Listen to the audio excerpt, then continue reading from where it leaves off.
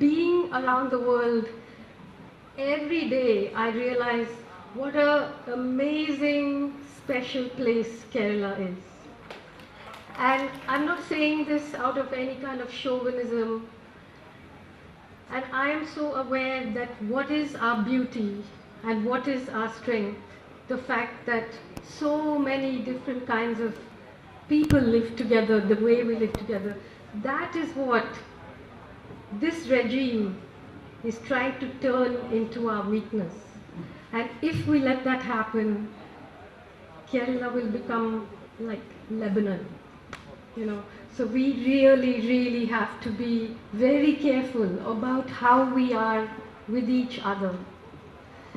Before I start speaking about what I really want to speak about today, I just want to say one or two things in response to what Devika said.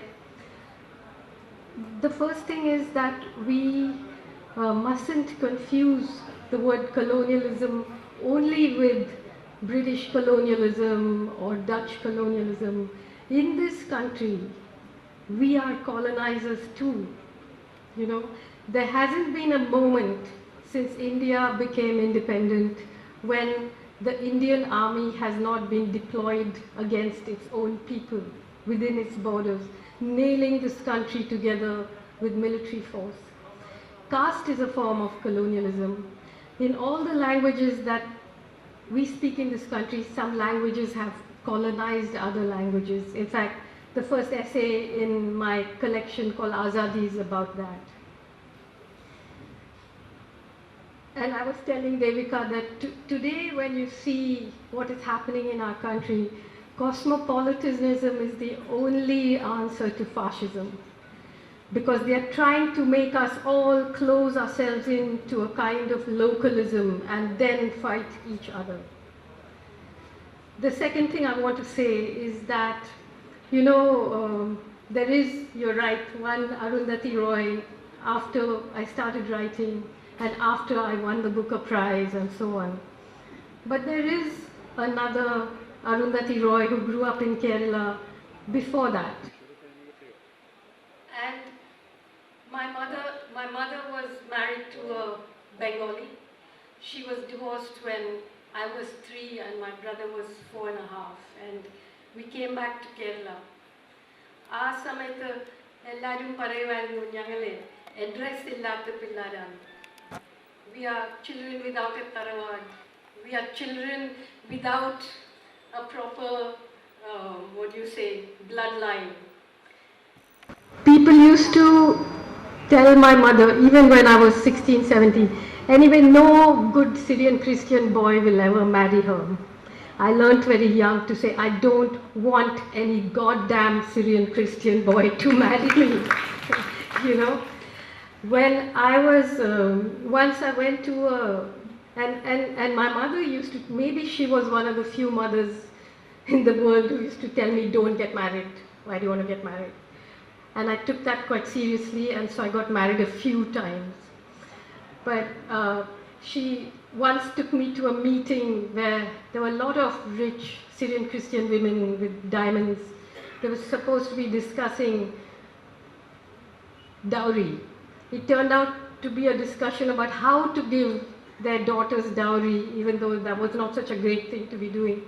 So my mother was shouting at them, and you know, so I said, but if you want to give your daughter something, then why don't you just give her something? Why do you have to connect it with marriage? Just give her something. So this lady told me, no, she'll be brought up to be bold. And bold women can never have a happy marriage. So I said, that's not true. You know, I was brought up to be bold, and I have had several happy marriages. So this is the truth, you know, that I'm not somebody who has just only suffered and fought. I am a woman who has insisted that we have the right to be happy. We have the right to be free. We have the right to love people and then stop loving them also. We have the right to do what the hell we want to do, you know. So this has a lot to do with the way I write. when I was, of course, I left home when I was 17. My mother and I were, I mean, that's another story. But when she died last year, some of her students asked me for the school magazine to. They asked me what my relationship with my mother was like, and I said it was the wary relationship between two nuclear powers.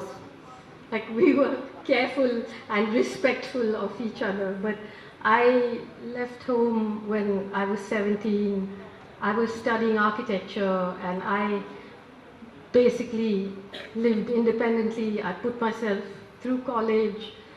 I worked my way through, and every now and then, people used to tell her that, oh, your daughter, she's so-and-so's mistress or so-and-so something. So when I wrote The God of Small Things, and I got a very big advance for that, the next man who told my mother that no Syrian Christian boy will marry her and she's so-and-so's mistress, I just faxed him my bank account details and said, like, you can be my mistress if you want. So the thing is, these are, battles that need to be fought in ways where we also need to hold on to our happiness, Feminism is not about being sad. Feminism is about being free. Feminism is about realizing the full spectrum of who you are as a woman.